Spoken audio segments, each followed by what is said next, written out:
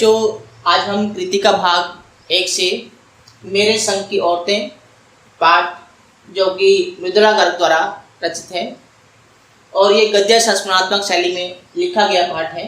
इसमें लेखिका ने अपने घर का वातावरण, अपने घर की औरतों का जो व्यक्तित्व है उसके बारे में बताया है कि किस प्रकार से परंपरागत रूप से जीवन निर्वाह करते करते लेख से हटकर जीवन जिया जाता है। अब देखिए, आइए देखते हैं।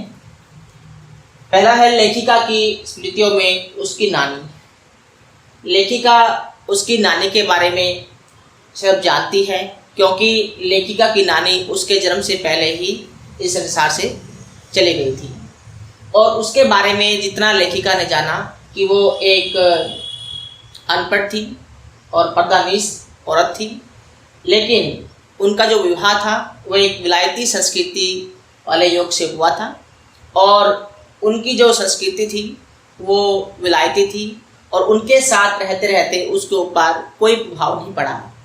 नानी जी बिल्कुल सादगी से जीवन जिया उन्होंने और अंत में जब उन्होंने देखा कि वो मृत्यु के निकट है तो उन्होंने प्यारेलाल बाबू को बुलाया भी और उसने उनको कहा कि उनकी बेटी है, उनका जो विवाह है वो किसी स्वतंत्रता सेनानी से करवाना चाहती थी। उनमें आज़ादी के लिए देशभक्ति की भावना कूट कूट करके भरी हुई थी। आगे देखिए, लेखिका की माँ। उसके बाद आती है लेखिका की माँ। लेखक का माँ जो एक पढ़ी लिखी औरत थी और उनमें 2 विशेषताएं थी। उनके जो व्यक्तित्व की 2 विशेषताएं थी। एक तो वो कभी भी झूठ नहीं बोलती थी। लेखिका की माँ कभी भी झूठ नहीं बोलती थी और दूसरी विशेषता क्या है कि किसी भी व्यक्ति की गोपनीय बात को किसी दूसरे के सामने प्रकट नहीं करती थी। ये उनकी माताजी की विशेषताएं थी। इनकी माताजी का विवाह भी एक पढ़े लिखे युवक से होता है और वो अपनी ज़िंदगी जीते हैं और ये अपनी ज़िंदगी जीते हैं। इनकी माताजी को पढ़ने लिखने का, संगीत सुनने का ज़्यादा शौक़ था और वो अपने बच्चों से जो भी उनको समय मिलता था तो वो उनको देती थी। लेखिका की परदादी जो है वो एक बहुत ही एक आप ये कहेंगे दूसरे व्यक्ति का हृदय परिवर्तन करने वाली औरत थी। लेखिका की परदादी ने परमपिता परमात्मा से मन्नतें मांगी थी बेटी के लिए, ठीक है, और लोगों का मानना था कि उनकी जो परदादी थी उनकी मन्नतें भगवान पूरी भी करते हैं। और एक बार की घटना है कि एक चोर उनके घर में सेंध लगाने की सोचता है। वो कब सोचता है? जब लेखिका की जो परदादी है वो घर में अकेली होती है, बाकी सभी घर के सदस्य बाहर बारात में चले जाते हैं और रात को जब चोर आता है और उनकी दादी जिस कमरे में सोई थी उसी में वो सेंध लगा लेता है। तो लेखिका की परदादी उससे बोलती है कि कौन? चोर बोलता है मैं। तो लेखिका की परदादी उनको बोलती है कि पानी पिला दो। तो उनको एक खाली लोटा देती है और बोलती है, उनको सख्त हिदायत देती है कि कुएं से पानी भर के लाना है और लोटे का जो मुंह है वो कस करके बांधना है और अच्छे से छान कर लाना है। तो चोर भी हकबका रह जाता है, सोचते हैं अजीब है, मैं तो यहाँ चोरी करने आया था और मुझे पानी लेने जाना पड़ रहा है। तो वो बेमन पानी लेने चला जाता है और जब वो पानी लेकर आता है तो आधा लोटा पानी परदादी पीती है और आधा लोटा उस चोर को पिला देती है और उस चोर को ये कहती है कि अब देखिए, आप चाहे चोरी करो या फिर खेती करो।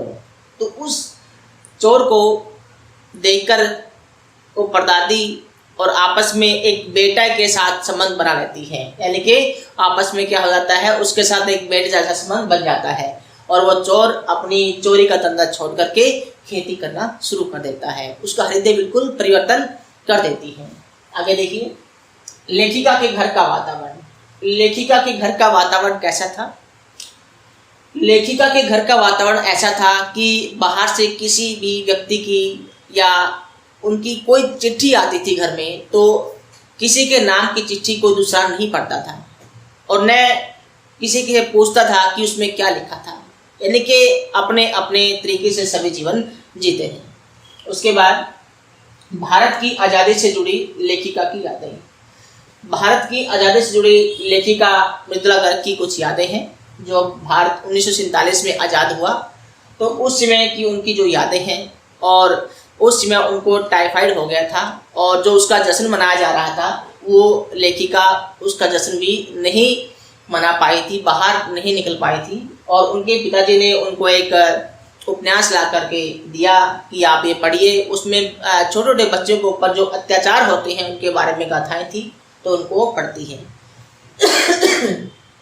उसके बाद लेखिका और उसके भाई बहनों का व्यक्तित्व। लेखिका 4 बहनें हैं और एक उनका भाई है, और चारों बहनें पढ़ लिखी हैं। और वो जो लेखिका की बड़ी बहन है मंजुला भगत है, ठीक है, वो भी पढ़ी लिखी है। और जो लेखिका से छोटी है वो बहन है, वो भी उसने भी अर्थशास्त्र में BA की है।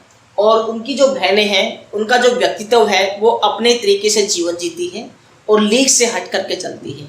उसके बाद क्या है, लेखिका और उसकी बहन का शादी का निर्णय।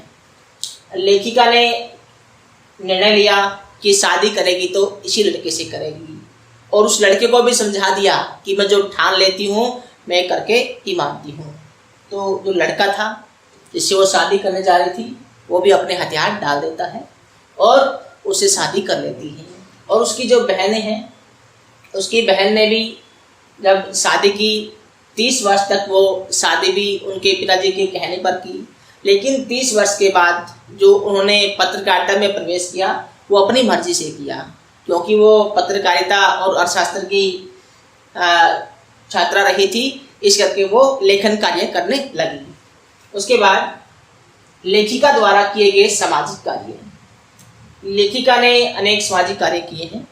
सबसे पहले वो बिहार के कस्बे में डालमिया में चली गई और वहाँ पर जो औरतें हैं उनके साथ उन्होंने नाटक किए, नाटक मंच पर कार्य किया। और जो औरतें किसी दूसरे पुरुष के साथ बैठती भी नहीं थी वो उनके साथ मन साझा करने लगी। उसके बाद वो कर्नाटक में चले गई। 4 वर्ष के बाद वो कर्नाटक में चले गई।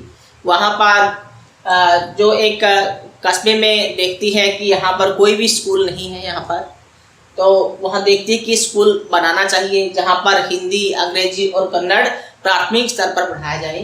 तो वहाँ पर एक उनके साथ जो कैथोलिक विश्व के साथ बहस होती है। बहस के बाद वो क्या करती है, एक कहती है कि मैं यहाँ विद्यालय खोलूँगी, एक स्कूल खोलूँगी और उसे कर्नाटक सरकार से उसको मान्यता दिलाऊंगी ताकि मेरे भी बच्चे वहाँ पर पढ़ सकें, क्योंकि उसके भी 2 बच्चे वो अब पढ़ने के लिए स्कूल जाने के लिए तैयार थे। तो वहाँ पर उन्होंने स्कूल खोला और उसके बच्चे भी उसी में पढ़ते थे और जो अधिकारियों के बच्चे भी वो भी उसमें पढ़ने लगे। उसके बाद लेखिका की छोटी बहन रेणु। लेखिका की सबसे छोटी बहन जो रेणु थी वो एक लीक से हटकर चलने वाली लड़की थी और अपने आप में लेखिका उसे कम ही आंकती है क्योंकि वो बहुत जिद्दी थी। देखिए जिद्दीपन जो लेखिका में भी था और अपने वो मकसद में, उद्देश्य में सफल भी रही है, लेकिन उनकी जो छोटी बहन थी रेणु, उनमें बहुत ही एक जिद्दीपन था। और रेणु थी उसने क्या किया, एक बार की बात है कि बहुत ज़्यादा बारिश हुई और 9 इंच तक पानी भर गया। उनकी स्कूल की बस नहीं आई, लेकिन फिर भी रेणु अपने स्कूल में पैदल गई और पैदल ही वापस आई क्योंकि स्कूल बंद था। ठीक है, इसी जिद के कारण, एकाकी के कारण अपनी मंजिल को प्राप्त की। तो लेखिका कहती है कि एकाकीपन में और जिद में अपनी मंजिल को प्राप्त करना, ये हमें इस पाठ का संदेश दे रही है। धन्यवाद।